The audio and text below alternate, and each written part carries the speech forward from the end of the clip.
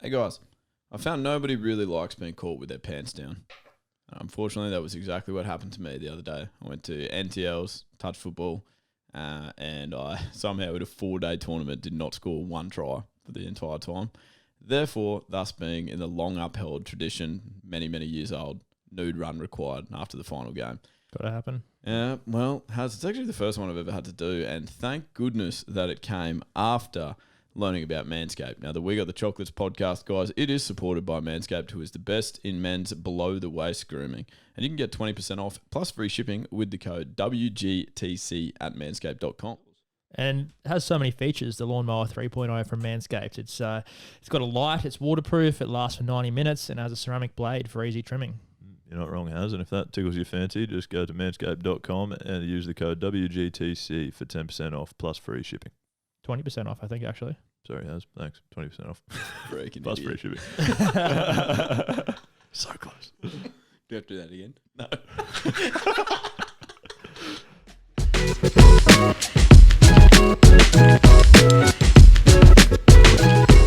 Lee went to the doctor the other day. It's literally always me. It is, isn't it? Yeah, common name. Lee went to the doctor the other day, and he went into the consult room, and he goes, "Oh, doc, I've got a problem, but you have to promise me something. You can't laugh when I show you." And the doctor goes, "Mate, I've been a professional for 25 years. I've seen it all, so I'm not going to laugh. Trust me." So Lee pulled down his trousers and pulled out his pecker, which is the size of a paperclip. And the doctor fell on the ground, hysterics, laughing 5-10 minutes. He could not stop laughing. After 5-10 minutes of laughter, the doctor goes, "Okay, I'm so sorry, mate. Look, what seems to be the problem here?" So, "Oh, it's swollen." That's my autobiography, not a joke. Well, Lee, yeah. I mean, Mitch is coming really hard at you there, but I want to go back at him, and I want to question him. We had a Redlands Tigers whole club photo on the weekend, and everyone in the club was there, heaps of people. We all set a time to be there. We even had it about 15 minutes late.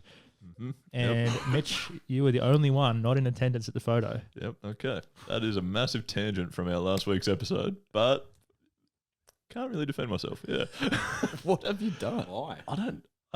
well, I mean, in the first, I was under the impression it was a 9:15 arrival for a 9:30 photo.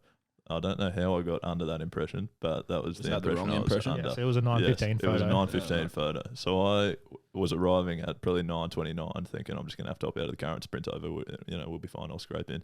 And I pull into the driveway as about 15 cars are driving out of the driveway. The photo was very done. Well, it doesn't take long to click a button, as it turns out. Yeah.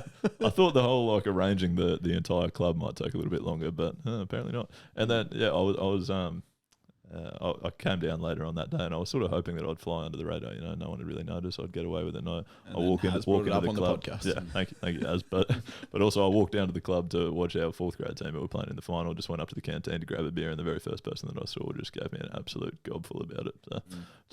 Perfect. Well, that's what we call under the radar. You should have got it. I'd also like to come clean in terms of the weird injury situation. I got through the entire week of NTLs, all the 4 days, without injuring myself, which was great news. Obviously, once you get the wrong side of 30, that becomes a little bit of an issue for you. Mm-hmm. Then I've literally torn my calf. I reckon it's a self-diagnosis, so I'm not going to go to the physio because they just say rest and ice it for 2 weeks. Mm-hmm. So I can do that myself. Bloody physios. But I've done it on the dance floor. Dancing on Saturday evening. At least were you boomeranging this time? I fucking hope not. You don't like the boomerangs, No, do they you? suck. Budgies and boomerangs. I was your social media this week. That's another issue. That's a bonus episode.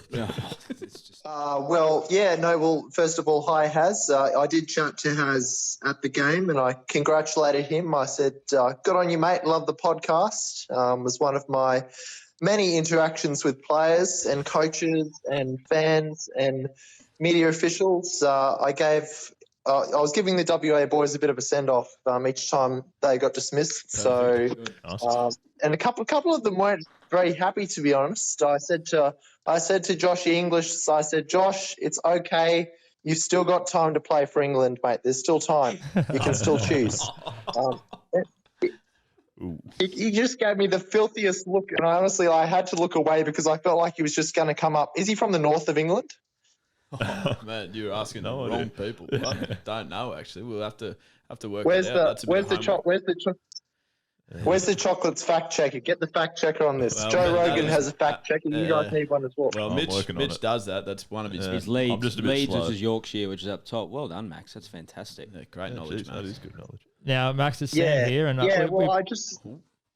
G'day, Sam. Sorry, mate. Yeah, we appreciate the support, of course. Anyone coming out supporting Queensland's awesome, but it wasn't actually all support. There was also a little bit of constructive criticism there for some of our players. Now, you asked Steckers why he couldn't bowl like that in the Shield game. You said to Usman that we didn't have a second slip, and that was the reason why he wasn't chosen as Aussie skipper. I think you suggested that maybe Mana should go back to Redlands after he misfielded a ball. I'm glad to hear. All of this stuff was being digested by the guys. Sounds like they were writing palm cards.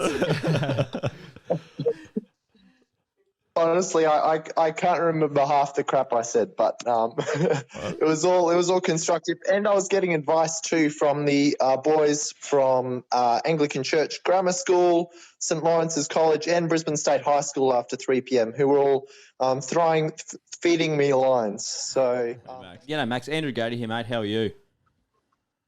Yeah, very good, Gody. And by the way, Gody, you were probably the first grade cricketer that I heard about because I played the Valley's Ninths in sub-district cricket. Yeah, okay. And some old bloke was just like, "Oh, absolute disgrace that Gody doesn't get a go for Queensland." And that's how I heard of them. Well, that was what I was going to ask you. I was just being such a fan you are. Did you happen to catch my debut by any chance? I did, and I think it was first year uni. I was watching. Was it Townsville? No, I was in Sydney, wasn't I? I was Sydney. Yeah, Sydney. Yeah. Sydney. Okay.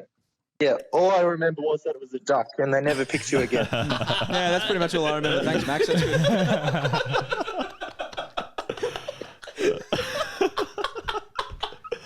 That's very well put. I'm not saying I the Queensland selectors here, but it just wasn't a very sort of memorable occasion. You understand? Yeah, it wasn't me though, Max. So he understands. No, I am on your side, Max. Don't you worry. Beliefs really in what they want to do. Yeah, that's awesome, and I'm really looking forward to it. And I mean, if you're looking for players to register at the moment, you've probably got plenty of who already have registered. But can you let us know of some big names who you think will go pretty high in the draft from those that have registered? Well, yeah, there's quite a few already.